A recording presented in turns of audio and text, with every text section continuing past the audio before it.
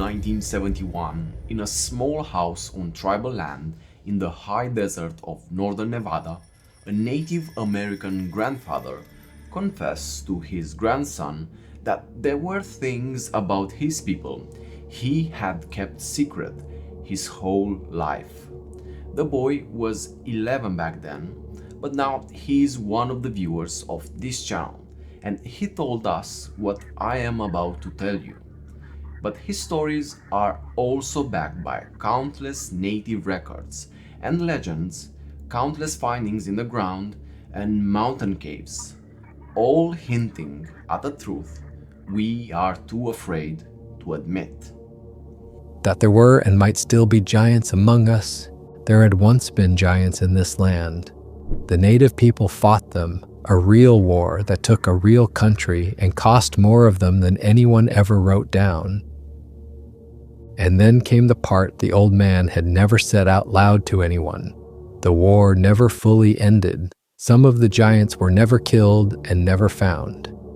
They went up into the deep places, the mountains and the far country and the caves that run back further than any light will reach, and they are still up there, right now, waiting out the ones who remember them.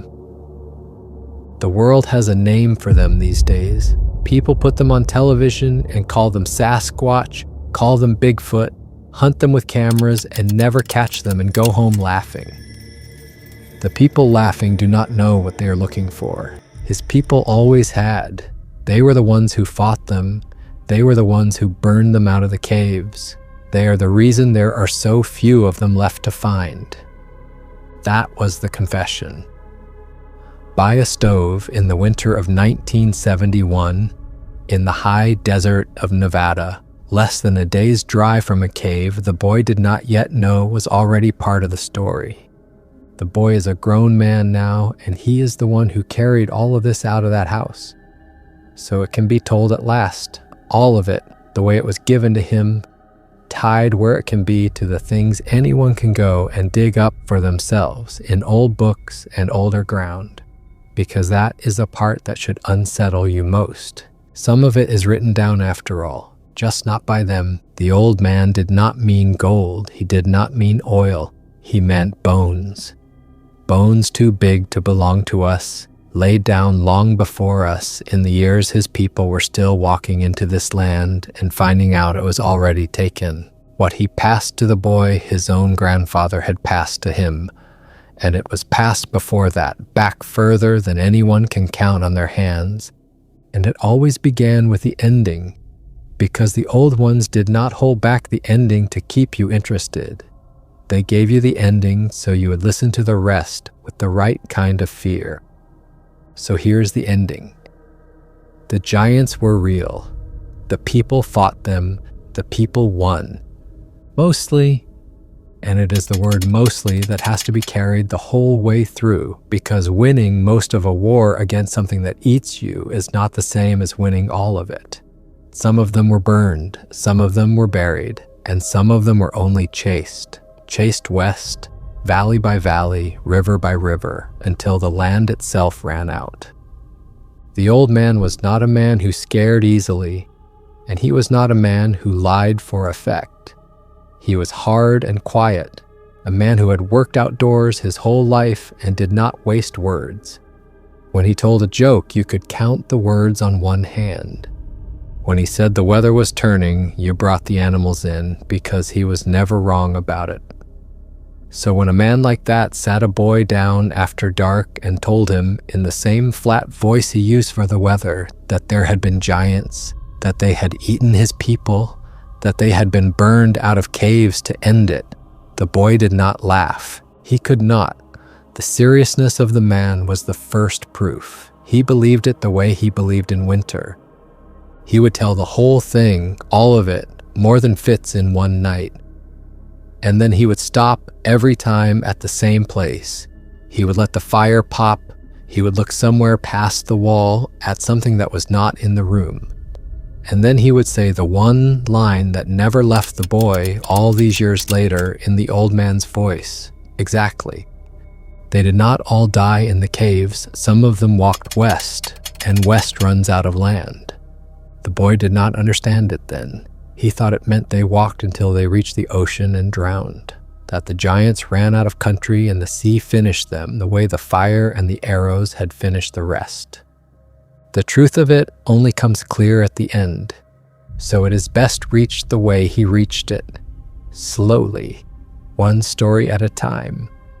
So let it be told the way it came to him. None of this was written down when it started.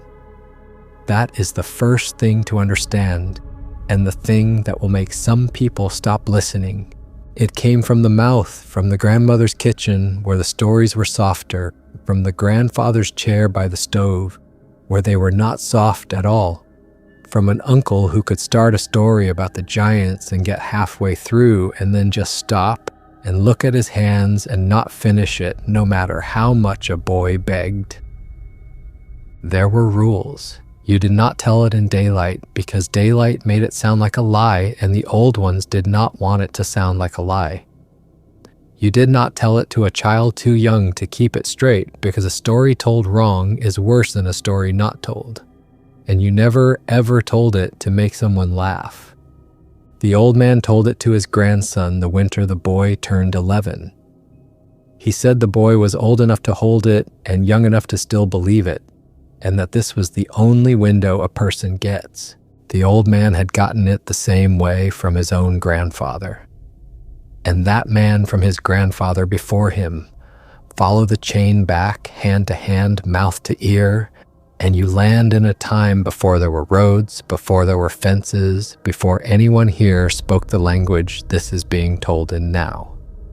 That is the custody of the story. No museum, no archive, just people who were there telling people who would be there next.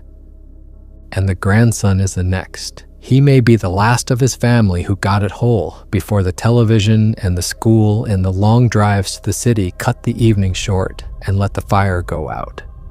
So he is passing it on, all of it, tied where it can be, to the things anyone can go and check.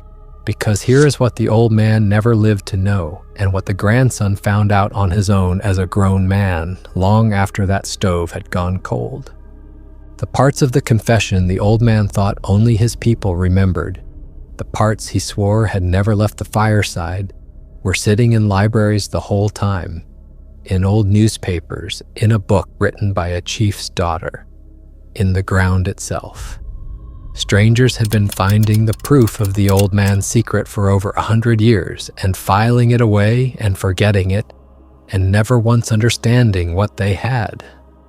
The old ones had names for them. Every people that ever met them had a name for them.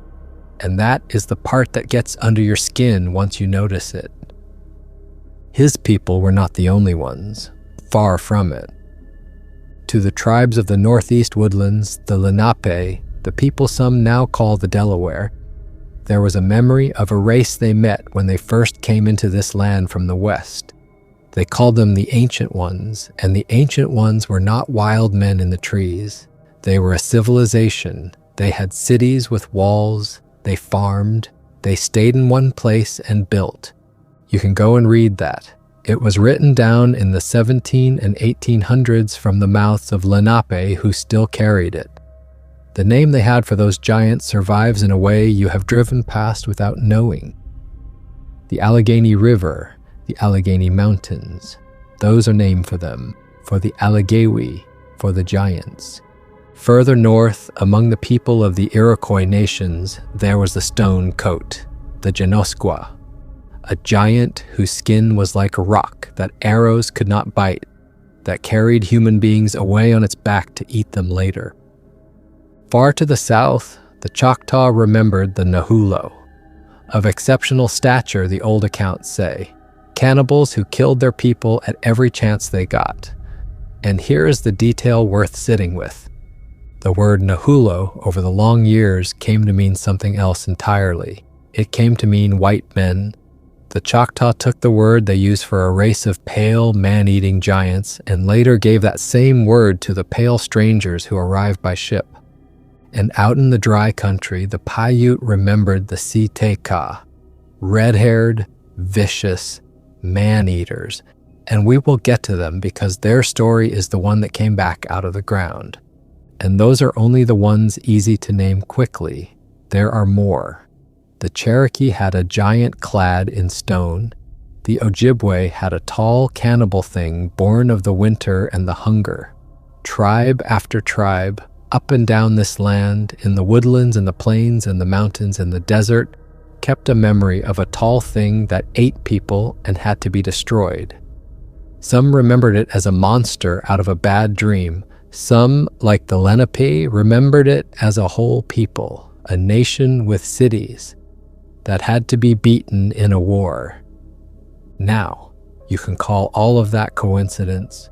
Tribes that never met each other, spread across a whole continent, thousands of miles apart, separated by mountains and rivers and deserts, and by languages with no common root, no shared word, no possible way to pass a story from one to the next. All of them independently remembering the same enemy, tall, pale, or red-haired, ate people, made war, had to be trapped or burned, never simply fought. You can call that coincidence. People do. It is the reasonable thing to call it. Reasonable people have always explained that human beings all fear the same things, that we are all built to be afraid of a big, pale thing in the dark, and that this is why the stories match, that the stories are a mirror, that when 100 peoples all describe the same monster, what they are describing is not a monster at all. It is us. It is the shape of our own fear, drawn 100 times by 100 frightened hands, and of course the drawings look alike. That's a good answer. Nobody has ever fully knocked it down. But nobody has ever fully believed it either, because the stories do not just share a shape. They share details that fear alone should not invent the same way twice. The red hair, the eating of the marrow, the carrying off alive to be kept like meat, the refusal to fight in the open, the need to burn them rather than best them. Fear might draw the same giant 100 times. It is not so clear that fear draws the same habits. The old man called it a warning that traveled faster than the people did.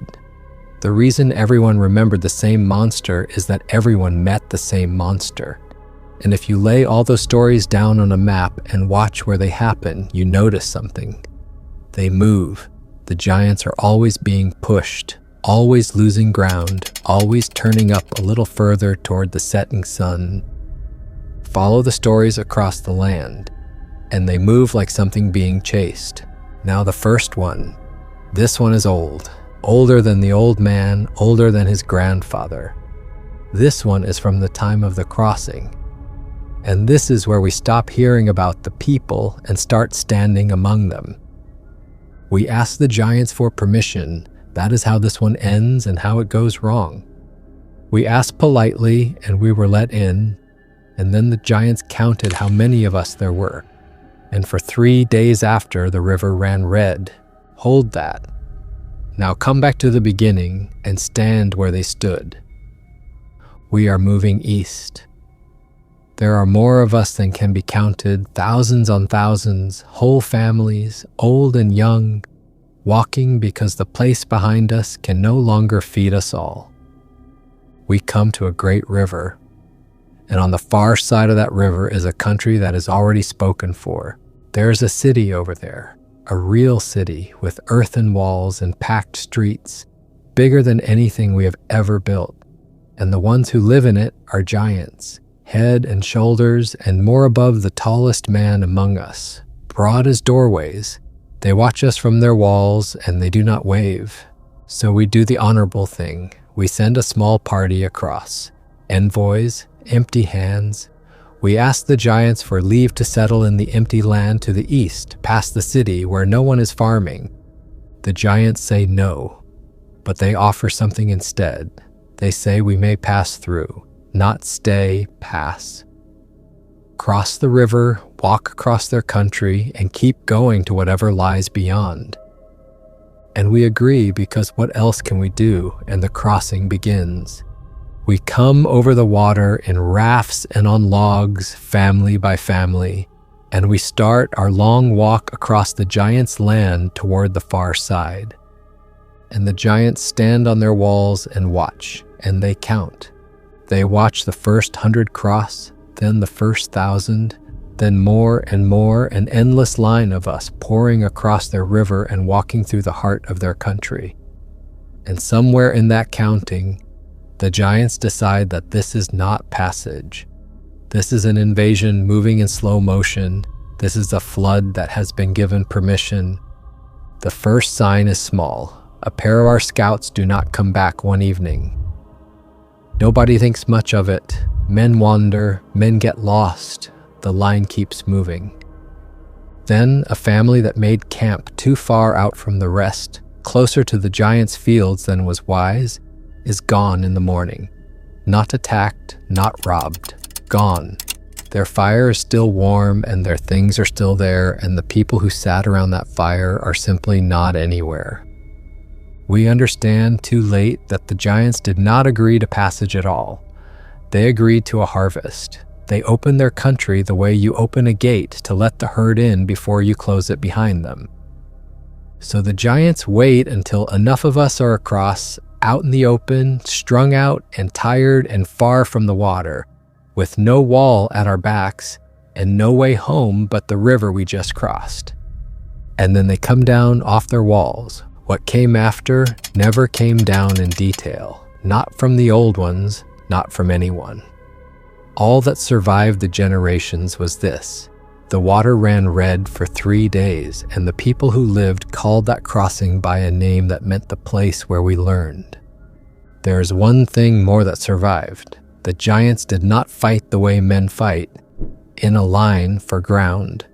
They fought the way a man clears a field, methodically, without anger, working from the edges in. And the horror of it, for the ones who lived, was not that the giants were cruel. It was that they were calm. To the giants, this was not a war at all. It was a day's work. The ones who survived pulled back to the near bank. And there, grieving, burying nothing because there was nothing to bury, they did the thing the giants had made necessary.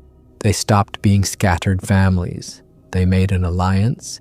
They swore to the other peoples nearby that they would not fight this enemy alone, because alone was how you died. That war did not end in a season. It is said it took generations. The giants had walls and numbers and reach. The people had grief and each other. And they had one thing the giants did not have. They could afford to lose. There were more of the people than there were of the giants, and the people bred faster. And a war that trades life for life is a war the smaller side loses even when it wins every fight. The people did not beat the giants with courage. They beat them with time. They beat them the way water beats a stone. They learned the giants' one weakness, which was the same weakness the giants would show a whole continent away generations later, in a cave above a dry lake. The giants were terrible in the dark and in the trees and against a scattered enemy. But they were slow, and they were few. And when the people learned to come at them together, in daylight, in the open, in numbers, the giants could not harvest fast enough. The size that made the giants monsters at night made them targets by day. City by city, the Confederacy of the Northeast drove the giants out. And when the giants tried to run and resettle further west, in the country that is now the far northern plains, the peoples out there took up the same war and finished what the woodland tribes had started. That is the Lenape memory of the Allegewi. You can read it in the old missionary accounts, taken down from Lenape, who still knew it by heart. A powerful people, fixed cities, a war of passage that turned into a war of survival. The giants pushed west and destroyed, and their name is still on the maps. It is on the river. It is on the mountains. A people can be beaten so completely that all that is left of them is the word, hanging on the land like a scar that healed crooked. But the stories move, So follow the giants north now into the cold country where a different people remembered a different kind of them. In the northern valley, a hunter went missing every winter. One valley, one family's hunting ground. Every winter, one man walked out into the snow to check the trap lines and did not walk back. That is the ending. Now the winter, it stopped being a mystery. The people of the cold woods knew the shape of a normal loss. A man falls through ice, a man breaks a leg and freezes. A man meets a bear that should have been sleeping. Those are griefs, but they are griefs a people understands. This was not that, because there was never a body. And there were tracks. The tracks came down out of the high rock every deep winter when the cold was hardest and the game was thin. And they were wrong, too long, too far apart, as if whatever made them was stepping. The way a man steps over a puddle, except the puddle was the length of a canoe. The old ones had a name for what made those tracks.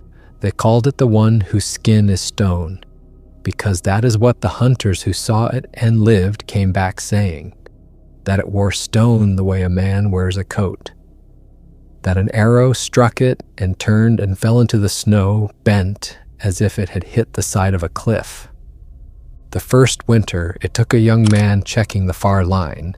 They found his snowshoes standing upright in the drift, side by side, neat, as if he had stepped out of them straight up into the air.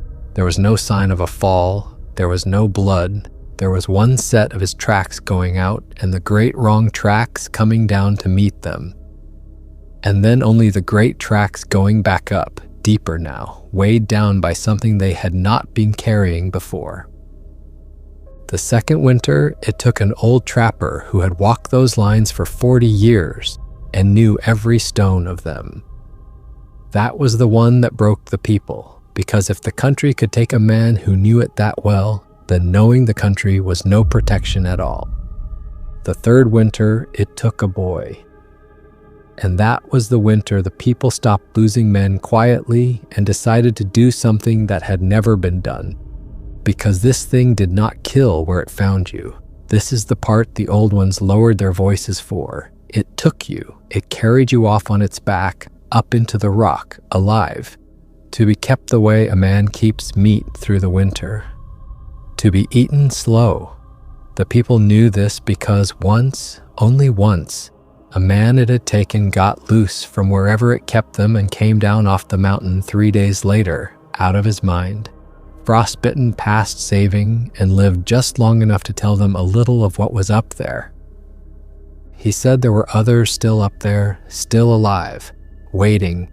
The people could not live with that, so they stopped hunting the animals and started hunting the thing. They found where the tracks came down out of the high rock, the one narrow place the mountain funneled everything through. And instead of running from that place, they built at it. A deadfall, but bigger than any deadfall ever made, meant not for a wolf or a bear, but for something that stood taller than 2 men. They cut trees a whole family could not have moved and levered them into place with everything they had. They baited it with meat and with a fire, because the thing was drawn to where people were. And they waited, downwind, buried in snow and hides barely breathing, for nights. Their food ran out. Their courage nearly did too. 2 of the younger men wanted to abandon it and were talked back only because leaving meant walking home in the dark, and no one would walk home in that dark. It came on the coldest night. You would know it was coming because the forest went silent first. No wind, no branch. Even the cold seemed to hold its breath. The old ones remembered that silence as the worst part, worse than the sound that broke it. Because the silence was the thing announcing itself. The silence was it saying, I am here, and I am not afraid of you, and I have all night. They heard it before they saw it, a sound that never got passed on, not once in all the tellings, only that it was not an animal sound and it was not a man sound, and that the 2 things it was not together were worse than either would have been. An old man telling it to a boy by a fire would go quiet for a moment when he reached this part, as if listening for it, and the quiet always lasted a beat too long. They saw it come into the funnel, a shape against the snow that was the wrong size for the world. It moved toward the fire and the bait the way the story always says these things move. Unhurried, certain, a thing that has never once in its life been the one that should be afraid. And the trap took it. The struggle did not come down through the tellings because the old ones did not tell it, and the parts they left out were left out for a reason. Only this came down, that it did not die easily and it did not die quietly, and that some of the men who built the trap did not come home from the night they sprung it. And this came down too. What the ones who lived found when they went up into the rock afterward, following the deep tracks back to their source, to the place it had been carrying people. They found what a winter's worth of missing hunters becomes when something keeps them the way you keep meat.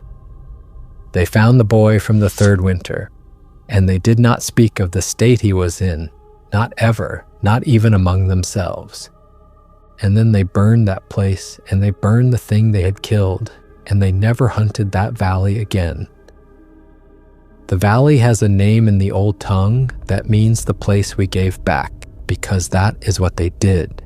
They gave it back to whatever it belonged to, and they went around it for the rest of their lives.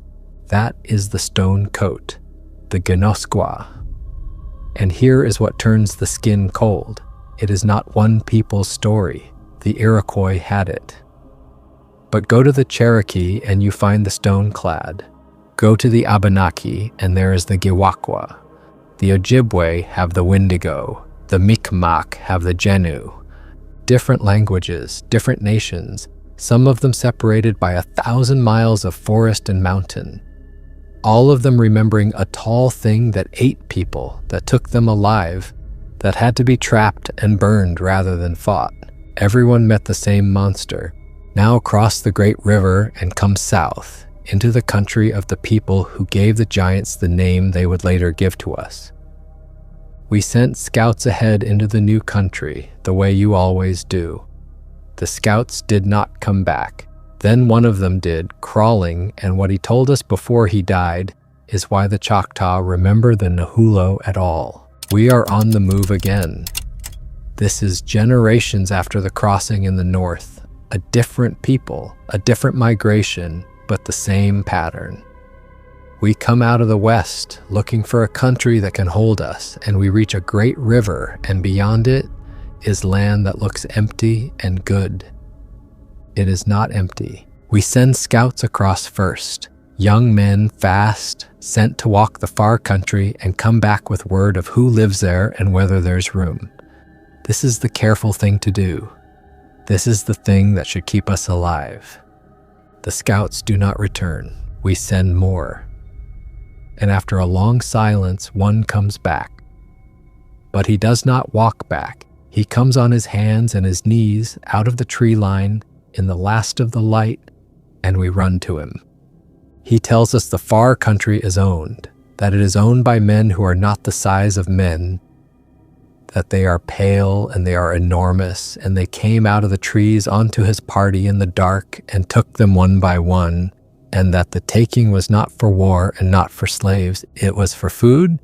And then the scout dies, and we understand that we have already begun a war we did not declare, against an enemy that declared it the moment we set foot in his country. What follows is not a battle. It was not a war of two armies meeting in a field. It was a war of the tree line. The giants did not march. They waited at the edge of the woods at dusk, at the places where a person has to pass, and they took whoever passed. A child sent for water, an old woman gathering, a hunter at the wrong distance from the fire. It happened to us in pieces the way it must have happened.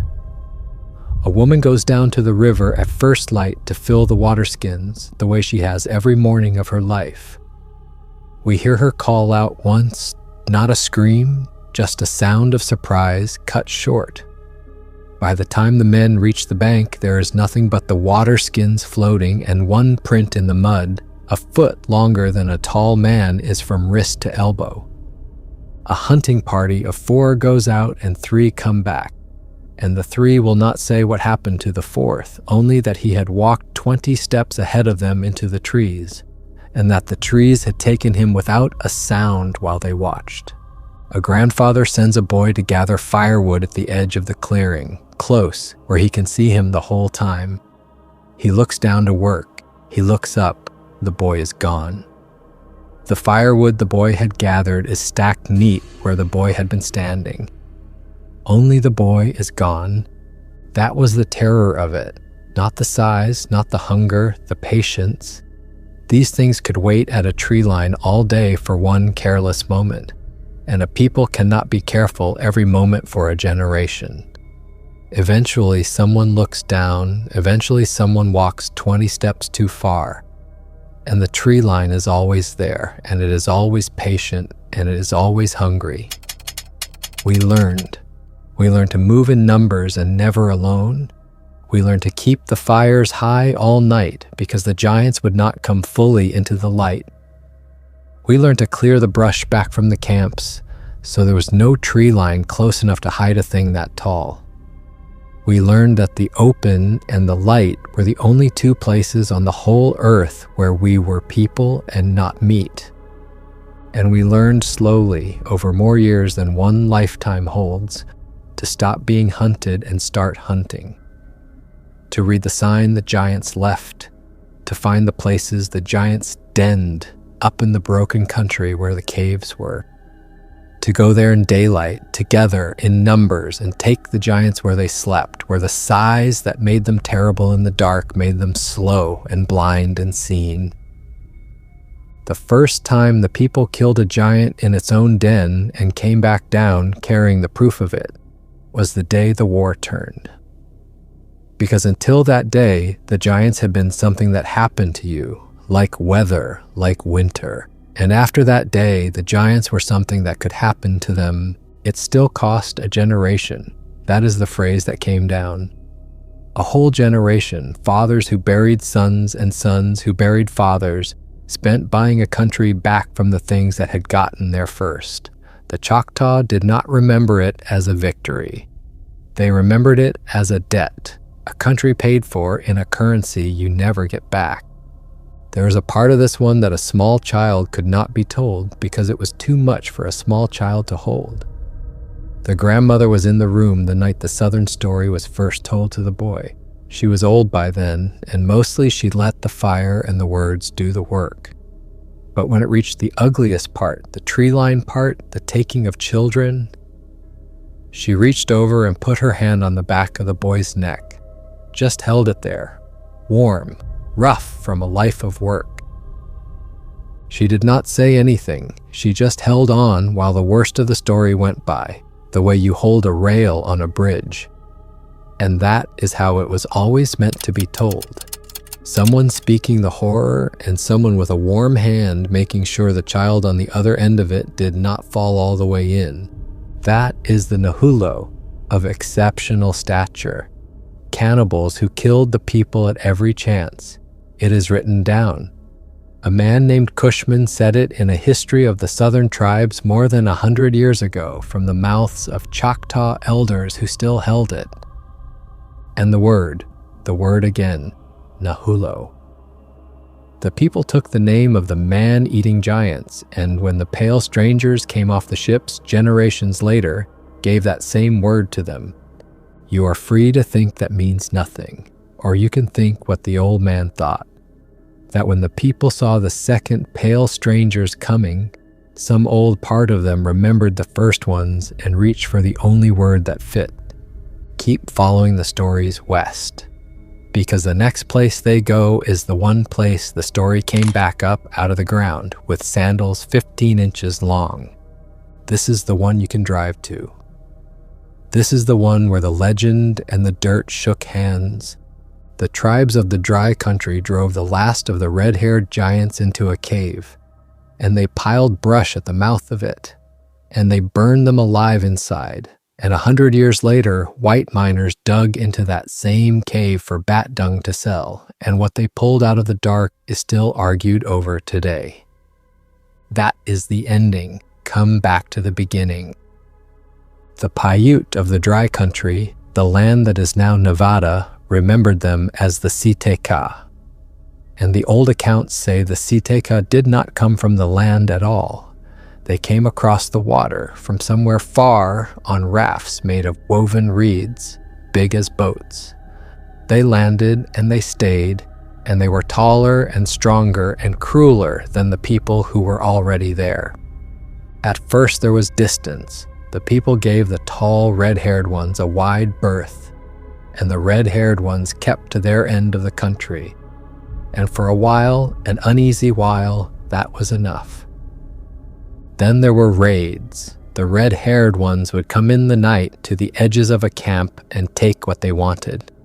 And what they wanted was not always food and not always tools.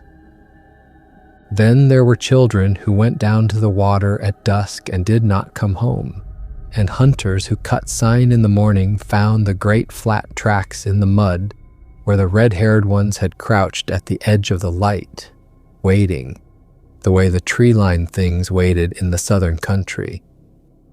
The Paiute tried everything a people tries. They moved their camps. The red-haired ones followed. They set guards.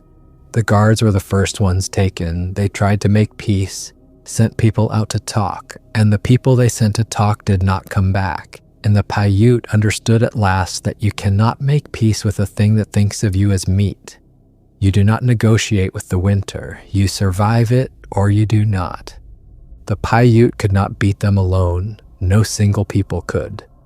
So the thing that happened in the Northeast generations before happened again here, a whole continent away, with no road and no river and no way on this earth for the one story to have taught the other. The tribes that had feuded for as long as anyone could remember put the feud down. Old enemies sat at the same fire. Against the giants, everyone was suddenly family. That was the one good thing the giants ever did for the people. They made them remember they were all people. And together, over years, over more grief, the allied tribes pushed the red-haired giants back.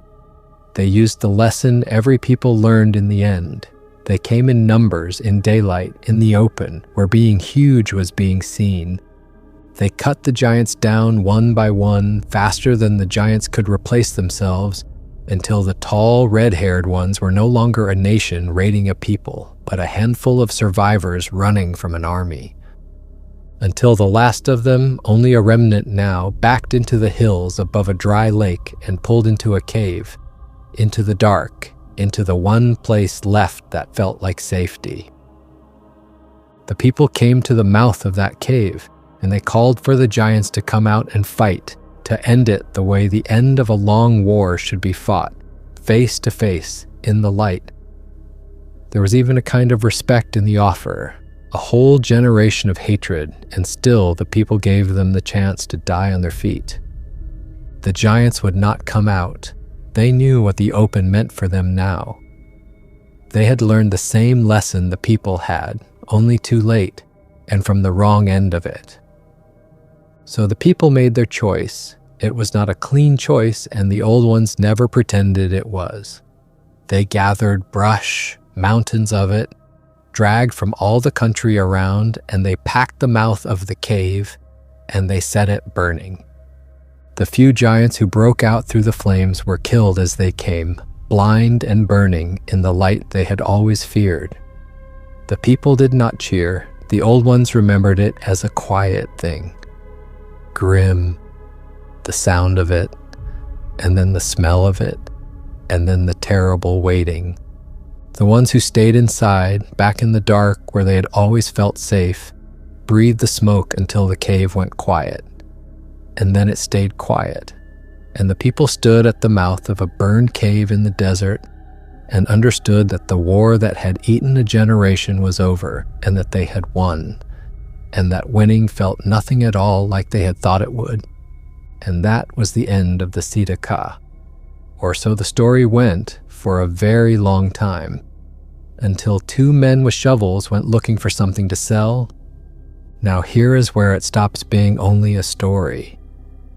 In the year 1886, a mining engineer named John Reed was told this exact legend by Paiute near a town called Lovelock.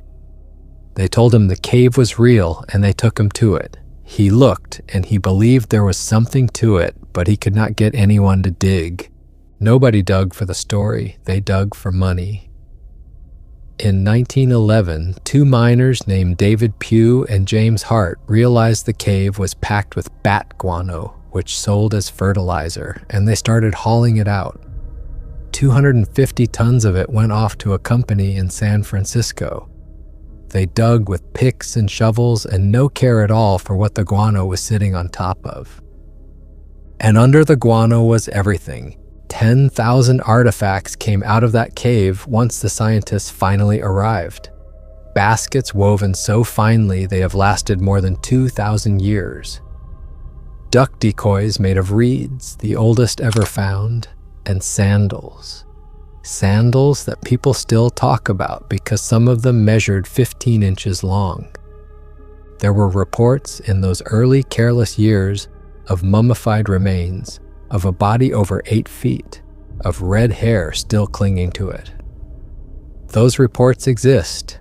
The bodies, conveniently or tragically depending on what you already believe, do not. No such remains survive for anyone to test. And here's the detail that stops my breath every time. When the cave was first entered, there was evidence of an enormous old fire at the mouth of it. A burning, right where the legend said the people had piled the brush, ash, and scorch in the exact place the Paiute had been saying for who knows how many generations that their ancestors had lit, the fire that ended the war. The story said they burned the giants in the cave, and the cave had been burned at the mouth long ago. Nobody dug looking for that. Nobody was trying to prove the legend. Two men were shoveling bat dung for money, and the proof of the oldest story their sellers had ever heard was sitting there in the ash the whole time. Now the other side is owed here because a story that only gives you one side is trying to sell you something. The moment a story stops letting you doubt it is the moment you should doubt it most. So here's the doubt, honestly. The people who study this for a living say slow down. They say that when someone finally went through, the Lovelock finds carefully, with a scientist's eye instead of a showman's, some of the bones that had been called giant turned out to be cattle. Cow bones, big, old, and nothing to do with any lost race. They say the human remains that were real were of people maybe 6 feet tall. Big for their time when most people stood well under that. But 6 feet is not a giant. 6 feet is a tall man. And the mummies over 8 feet, the ones the early reports were so sure of, cannot be measured by anyone now because they do not exist to be measured. They were reported and then they were gone.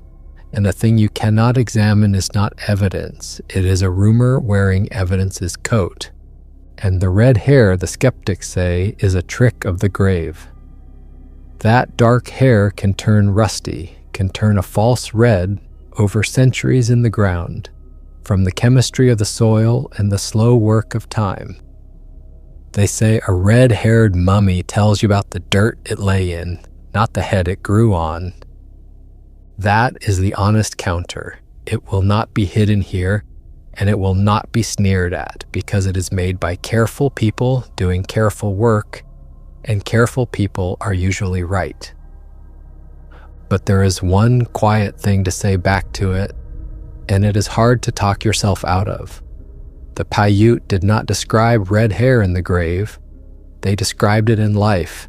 They stood in front of these things while they were still breathing, still raiding, still carrying children off into the dark, and they looked at them and they said red. They said it generations before any miner ever entered that cave, before any soil could have done its slow work on anything.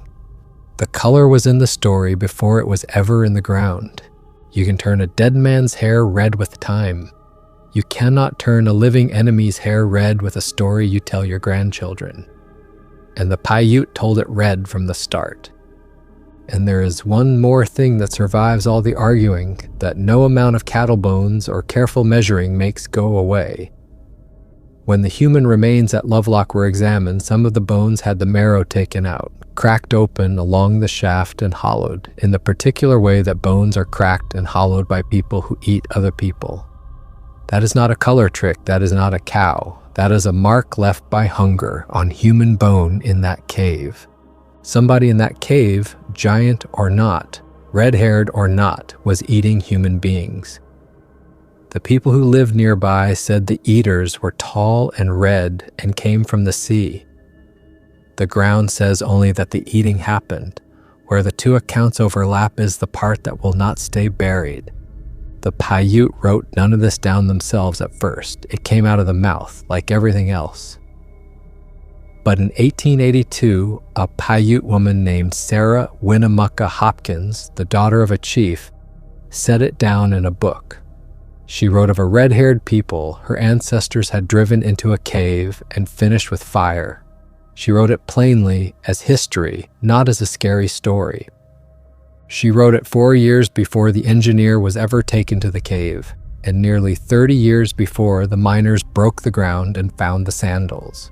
So, the legend and the dirt. Make of the handshake what you will.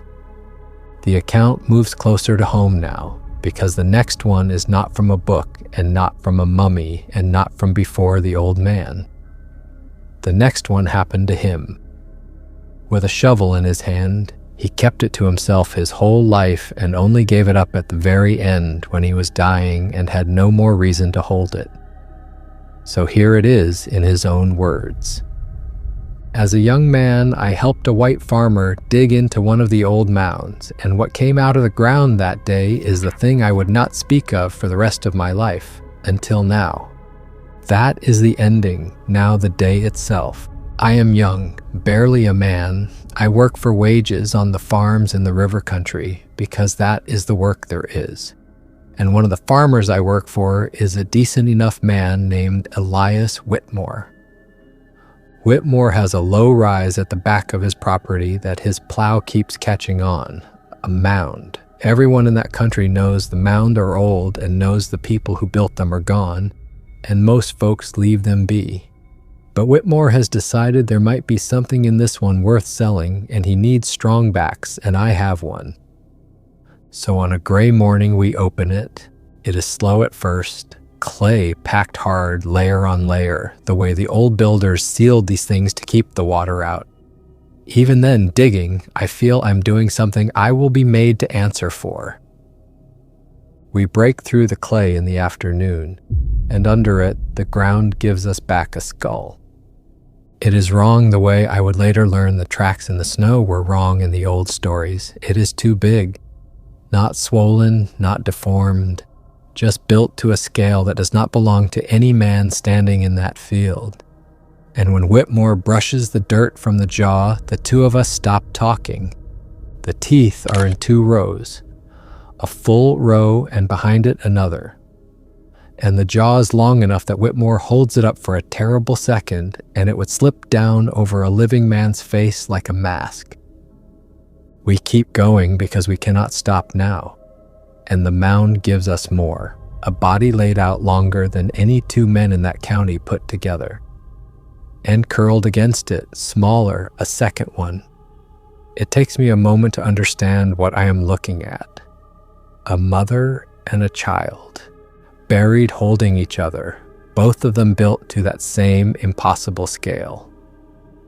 The wrongness of it is not that they are monsters, it is that they are a family. That whatever these things were, they buried their dead the way we bury ours. With care, holding on. And then the daylight gets to the bones. It happens faster than seems possible. The big bones, out of the sealed dark and into the open air for the first time in who knows how long, begin to gray and then to powder and then to come apart at the edges like ash holding its shape. Whitmore grabs at them and they crumble in his hands. We save what we can, a few pieces that hold together. The skull, the jaw with its double rows, And Whitmore, who a day before wanted to sell whatever he found, goes quiet and strange and does not talk about selling anymore. Word gets around in farm country, and some weeks later men come, not from the town, from further away, with letters and credentials and a wagon and crates packed in straw. They speak kindly to Whitmore. They say the remains are of great scientific value and belong in the care of an institution where they can be studied properly. They pay him something, or promise to. They load the crates, and the crates go east, and that is the last anyone ever hears of them. No study comes back, no paper, no letter, no display in any hall. The bones from Whitmore's mound go into a wagon and roll east and simply stop existing, the way a stone stops existing when it goes into deep water. That is where his own account ends. What comes next is not from the fireside at all. It is from the record, and it is worth being careful with because it is bigger than one farmer's field, and nobody can prove it either way. The story is that this happened again and again all over this country through the whole 1800s. That farmers and diggers kept opening mounds and finding remains built to that giant scale, with the double rows of teeth, with the 6 fingers on a hand, with the long, strange skulls. That the newspapers of the time reported these finds constantly in towns across the whole middle of the country as plain news, not as wonder tales. And that the giant remains again and again ended up sent to the great national institution in the capital, and were never seen again. Some people say that is a cover-up. That the finds were real and were made to disappear because they did not fit the story this country wanted to tell about who was here first and what they were. There was even a lawsuit, people say, that tried to force the records open. And here is where honesty matters. The loudest version of that cover-up story, the one that went around the internet some years back, was shown to be a hoax. That part is not true, and there is no sense pretending it is. But under the hoax is the thing that will not go away. The newspapers are real. You can find them. Not one, not two. Town after town, year after year, decade after decade, reporting giant bones out of the mounds as ordinary local news, right there between the grain prices and the church notices. In a mound country in Arkansas, there was a place named for an old chief the people themselves remembered as a giant, a man of impossible strength. And when that mound was opened, the diggers pulled a massive skeleton from it, and then more, some said up to 10 feet, laid out with their goods around them. In Ohio, a report that a serious scientific journal of the day repeated told of several giant skeletons under a single mound, and among them a woman's skeleton cradling a child, both of them built to that oversized scale. The same terrible family shape the old man had stood over with a shovel in his hand. A mother and a child holding on, built too large, buried with care.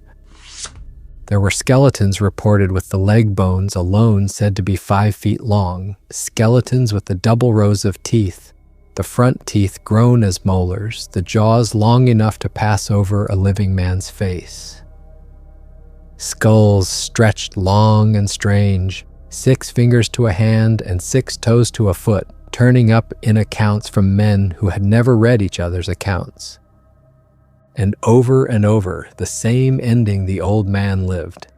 The bones crumbling the moment the air touched them, going to gray powder in the daylight after who knows how long in the sealed dark, so that nothing solid was ever left to carry to a museum and set behind glass and prove.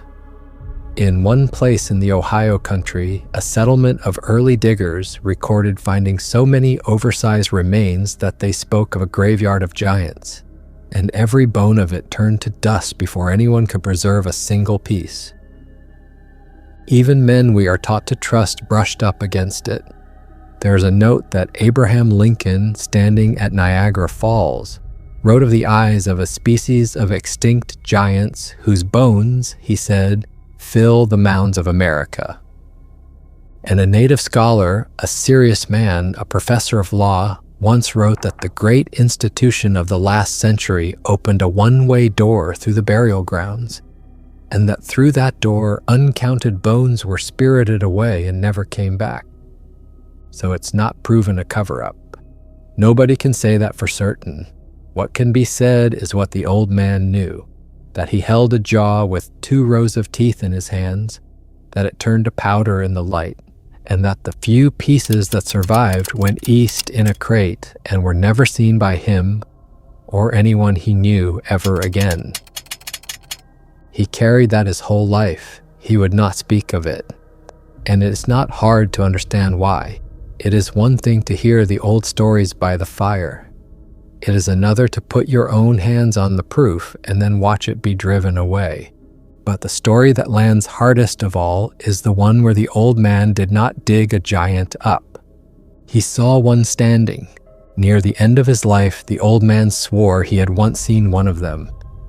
Alive, at a distance, standing on a ridge in the dry country at the exact edge of the map where the old stories said the last of them had run. This one too came in the first person, so hear it that way, in his voice. That is the ending. He saw it, he came home, and he never went out into that country alone again. Now the evening it happened. I am older in this one, a grown man with a family working a stretch of survey and cattle work far out in the dry lands of the West, the same kind of country the Paiute drove the red-haired giants across generations before. I do not connect those two things at the time.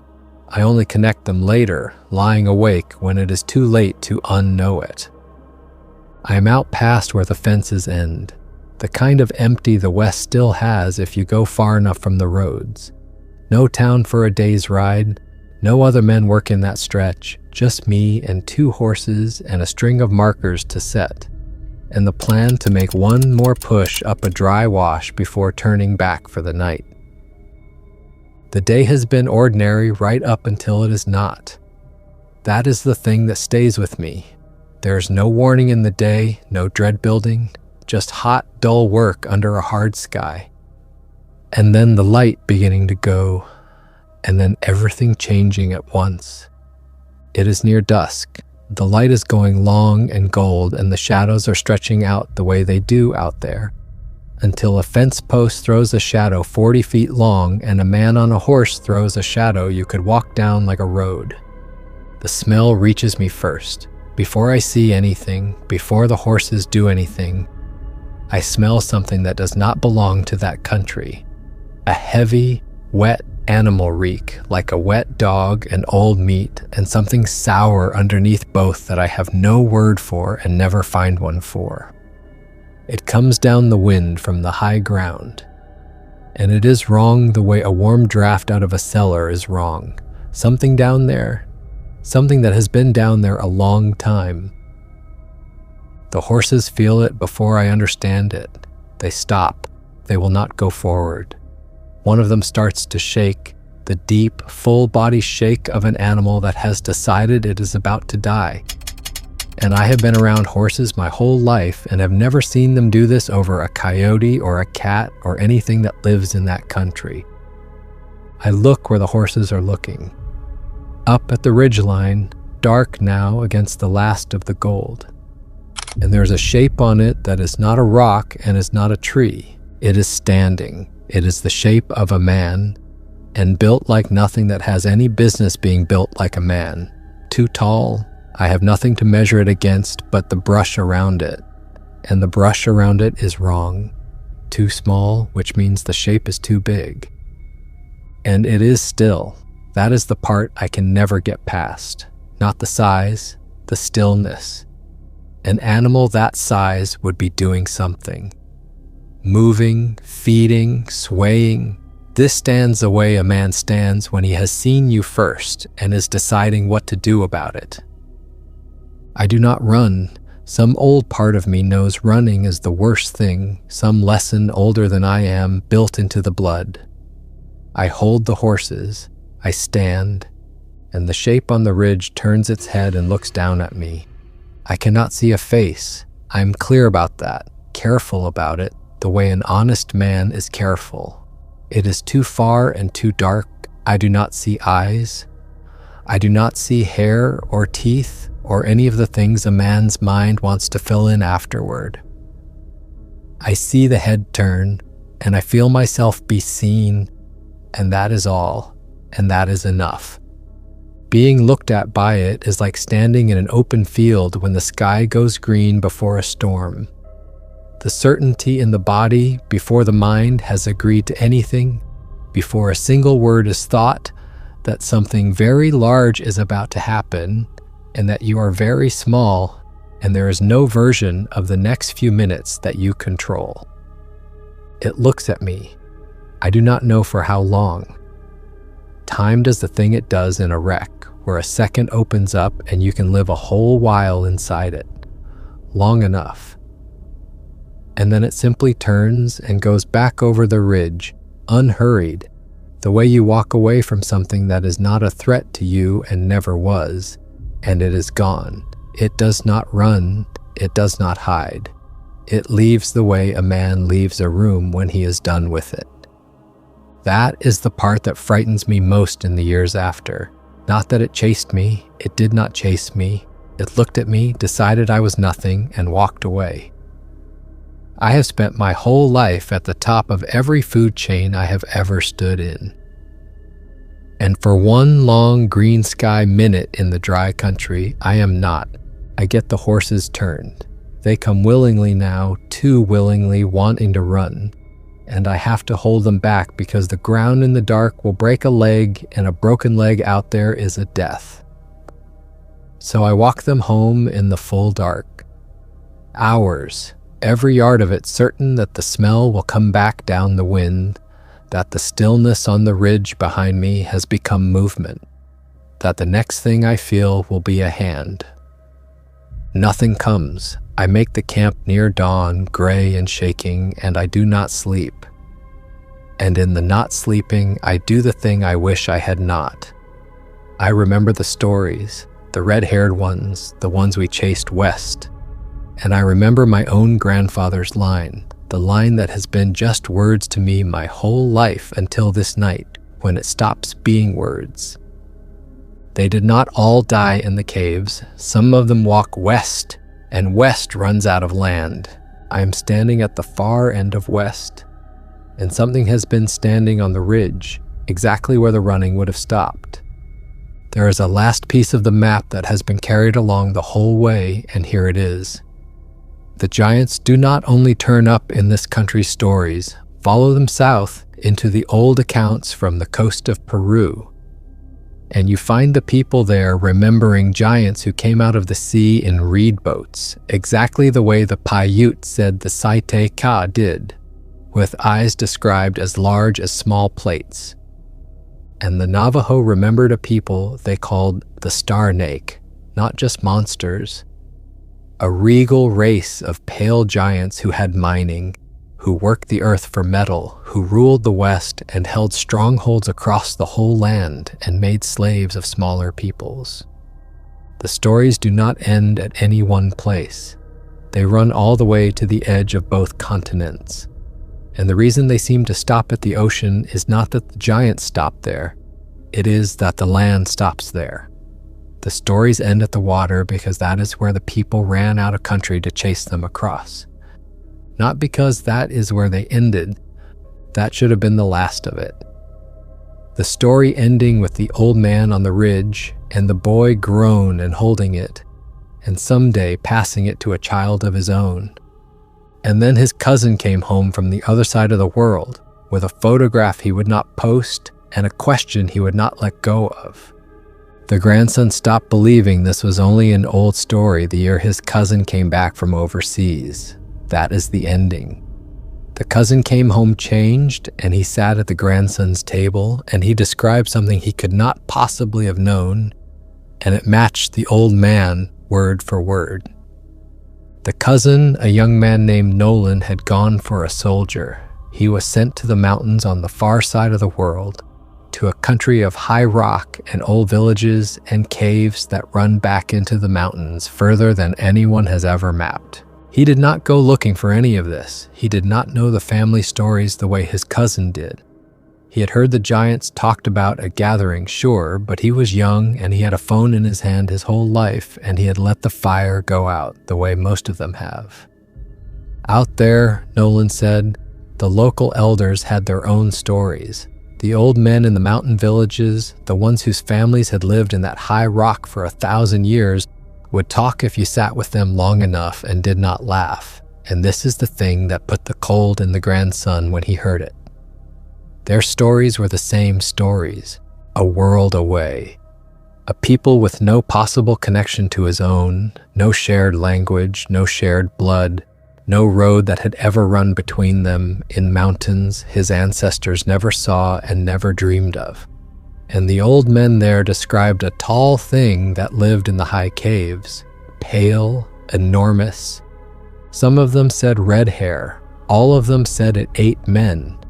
All of them said you did not go up into certain caves, that those caves had always belonged to something else, that their grandfathers had told them the same, back and back, the exact way the old man in Nevada had told it. The same monster. In the mountains of the far side of the world, the same tall, pale, hungry thing in the high caves that the Paiute burned out of a cave in the Nevada desert.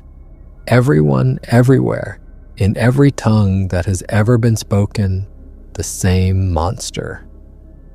The soldiers laughed about it at first, Nolan said, the way you laugh at a thing to keep it small. They made jokes about it. They gave it a nickname. That is what you do with fear you're not ready to look at. Then there was a cave. Nolan would not say much about the cave, and his cousin did not push because he could see what telling even a little of it cost the young man. He said they went up to clear it because intelligence said something was using it, and clearing caves was part of the work in that country. Long caves. Caves that went back into the mountain further than a light would reach, with side passages and drops and air that came up from below carrying a smell. He said the smell was the first thing. And he said the word smell the way the old man had said it about the ridge, and something in the room went cold. They went in. And somewhere in the deep part, past where the daylight died, something happened that got talked about afterward only in low voices, and got written up in the official way as nothing. As a cave, cleared, empty, nothing found. Nolan said one man in his unit came back from the deep part of that cave and would not speak for a full day. A steady man, not a man who spooked, and that man sat apart from everyone for a day, and when he finally did speak, late, in the dark, to the few who would listen, he described what he had seen back in the black of the mountain. And Nolan, sitting at his cousin's kitchen table years later with a cup of coffee going cold in his hands, described it too. And it was the old man's ridge. It was the stone coat in the northern valley. It was the thing at the tree line in the southern story. The size, the wrongness of a man shape built too large, the stillness, the being seen. Nolan had never heard the old man tell the ridge story. He was not born yet the night his cousin heard it. And there he was at the table telling it back from a mountain on the other side of the planet, out of a stranger's mouth. He had a photograph on his phone. He showed it once and never again. It will not be described here because it was dark and far and could have been 100 things, and because describing it would be telling you what to see, and the old man did not raise his grandson to do that. Only this: Nolan would not post it. A young man whose whole life is posting things, and he would not put this one anywhere, and he made his cousin promise never to describe it, and that promise is being kept. They sat at the table a long time that night, two men from a people who chased giants west until the land ran out, talking about a photograph from a cave in mountains their ancestors never walked. And there it is again, the word mostly, the people one, mostly. And maybe the reason we stop seeing them here is not the reason we would want. Maybe it is not that they died, maybe it is that they learned, that anything that survives long enough learns the one thing it needs to survive us, learns to go where the caves are deep and the people are few and the stories, when they get told, get written up as nothing. Maybe West did not run out for them the way it ran out for us. Set it all down cold now, the way you would lay evidence on a table, no fire, no grandmother's hand, no story voice. Just the pieces, and then leave it there and look at it, because that is all anyone can honestly do with it. There are sandals in the record from a cave in Nevada that measure 15 inches. Not a story about sandals. Sandals recovered real that people have held. There is a burned cave mouth, ash and scorch, found exactly where people had been saying for uncounted generations that their ancestors piled brush and lit a fire to end a war. There are human bones from that cave with the marrow cracked out of them the particular way people crack marrow out of people. That is not a legend and not a color trick and not a cow. That is a tooth and hunger mark on human bone. There are skulls in the old accounts, from mound after mound, town after town, with 2 full rows of teeth, with jaws that pass over a living face, with 6 fingers and 6 toes, and long, strange skulls, reported by people who never met and never compared their stories. There are the bones that crumble in the daylight, again and again in account after account across the whole century, the same detail. Pulled from the sealed dark, whole, and then gone to powder in the open air before anyone could carry the proof to a place that would keep it. There are crates that went east in the 1800s, packed in straw, and were never seen again. There is a serious native scholar who called the great institution of that century a one-way door, through which uncounted bones went and never came back. There is a note in the hand of a president standing at Niagara who wrote of the eyes of extinct giants whose bones, he said, fill the mounds of this country. There is a Paiute woman who wrote the red-haired giants down as history in a book 4 years before anyone showed the cave to an outsider, and nearly 30 years before the ground itself gave up the sandals to prove her right or wrong. And over all of it, there's the same face, described by the Lenape and the Iroquois and the Choctaw and the Paiute, who did not share a language or a border or a road between them. Described by people on the far coast of Peru, giants out of the sea with eyes like plates. Described by the Navajo as a whole ruling race with mining in their hands. Described by a soldier in a cave on the far side of the whole world, a man who had never heard one word of any of this. There are 2 honest ways to hold all of that. One is the careful way. The way that says hair turns red in the ground, that some of the bones were cattle, that a 6-foot man was a giant to people who averaged 5.5, that frightened minds across the world reach for the same shapes because we are all built to fear the same things, and that a story told mouth to mouth for 1,000 years will drift toward the terrible on its own. That is a real answer. Nobody here will take it from you.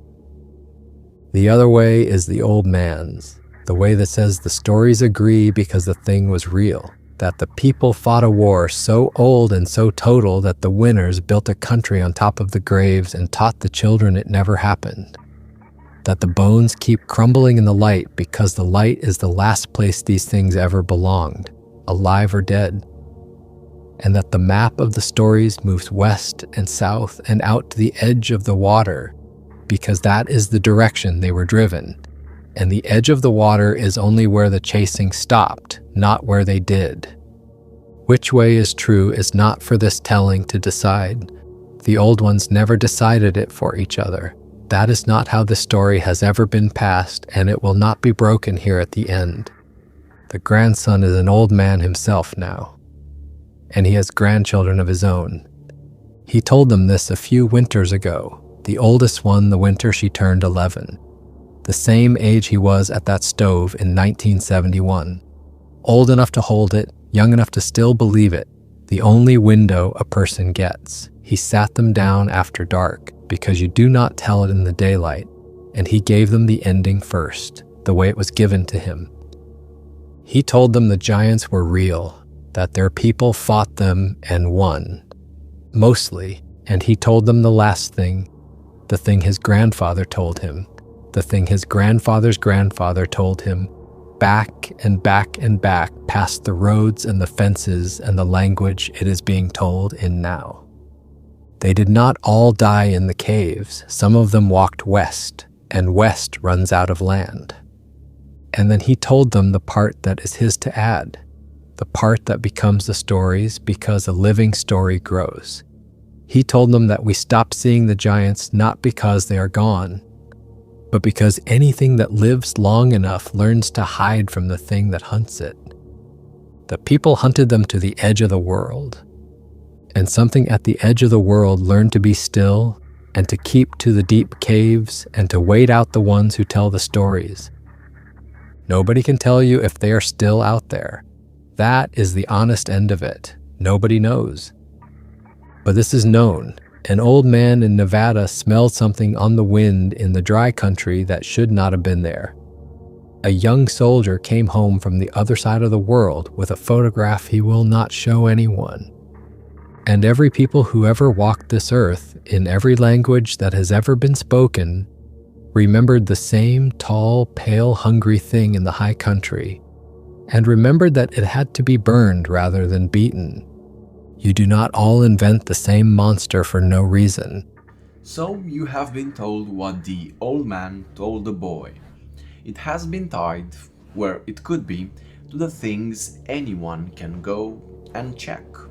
And you should check them, because the grandson did, and never quite slept the same after. The rest is left with you, the way it was left with him.